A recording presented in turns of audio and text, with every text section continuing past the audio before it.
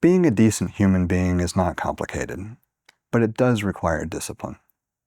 Here's the rule I've chosen to live by. One standard, everywhere. If it's wrong when they do it, it's wrong when we do it. No asterisks, no caveats.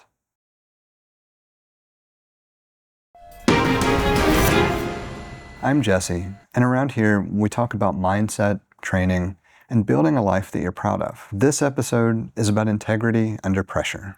Double standards rot trust. They turn friends into factions, and politics become team sports. Once trust is gone, the conversation's gone. It's over. We're trying to spread the word and build up a habit that we're referring to as the one standard test. It's pretty simple, it's repeatable, and it scales.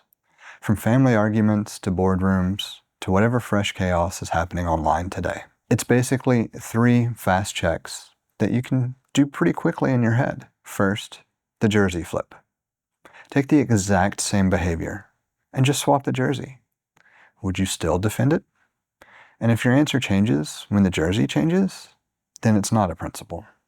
It's a preference. Second, mirror the method. Are you okay with the tactic being used? Whether it's media smear, doxing, process games, or any other behavior, when it's being used on you. And if not, then you can't bless it when your team benefits. And third, rules override results. If your side gets the outcome that you want, but it breaks the rules that you actually espouse to get there, is that still a win? And if you hesitate on any of those, that's a pretty strong cue to slow down and take a moment and reset. There's a good way to see this concept in action, actually, if you ever watch jiu-jitsu training.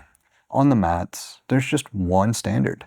You respect the tap. It doesn't matter whether you've been training for decades or if it's your first time. Tap means stop. That's how people trust each other enough to be able to train hard and still be able to come back tomorrow. And that's the same way in life. One standard is how you're able to keep communities safe and to stay on target. So let's take this same concept and apply it to, or translate it to, some of the common areas where people often will apply different standards. Speech is a big one, and it's the first one in our list. Defend the right to speak, even when it stings. We should be condemning threats, not opinions. For example, you could say, I hate that take, and I disagree. But as long as we're remaining civil and you're not threatening or resorting to slurs, you're entitled to your opinion, just as I am. Processes are another one. We should be following the processes that we'd want used on us. Fair hearings, transparent rules, no random surprises. We shouldn't be changing the rules mid-game. Accountability is huge. When your side blows it, own it, cleanly and quickly, and then move on. Use the idea of a repair script. We did X, now we realize Y, and so we're changing to Z. Power is another big one. If you wouldn't trust them with a tool, such as censorship, surveillance, or other emergency powers, maybe no one should have it. An easy way to consider this concept would be, there just shouldn't be a tool available or power available that I wouldn't want to hand to my rival. And finally, personal conduct. We should have a strong spine and a soft voice. We should fight ideas, not torch people. There's no scenario where we should dehumanize another. Calling out strangers, it's pretty easy. But calling out your own team, that takes some courage, but it shows leadership. So there's a phrase that used to be ingrained in people that were employed by a pretty well-known company that I really hope is still being championed today. And that is, assume positive intent. Every one of us makes mistakes.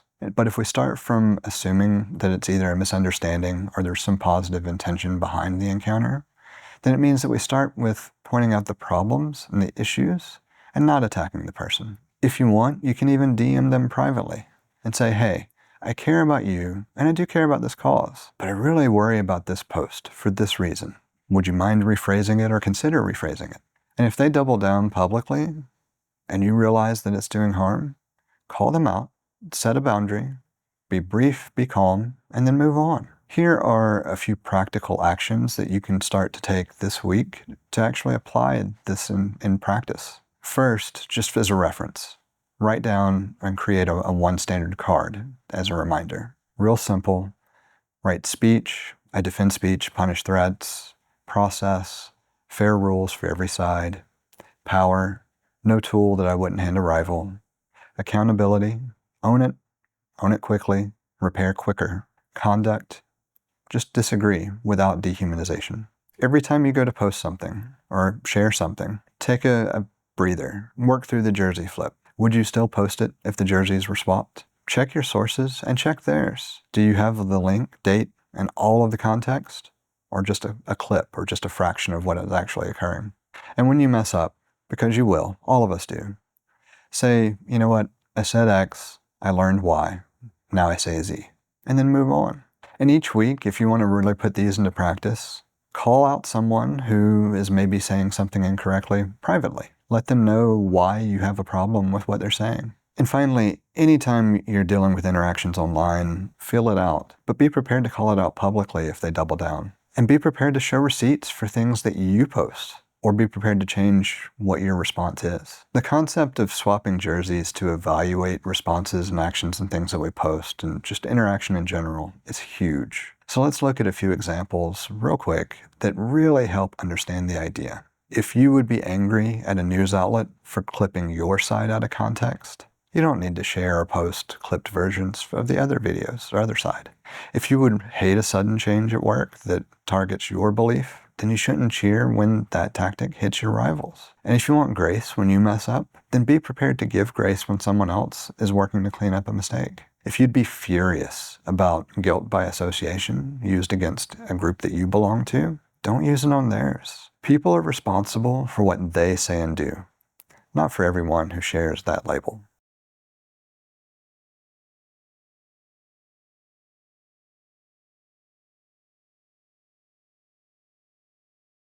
Say it with me. Strong spine, soft voice. Soft doesn't mean weak. It means controlled, measured. You can be exacting without being cruel. You can be principled without being performative. And you can be firm without being a jerk. Decency is not soft. It's consistent. The world's a loud place. Be a person that other people can count on. So here's a challenge if you want to put these into practice. Just use the one standard test daily on something that you're posting or sharing or talking about.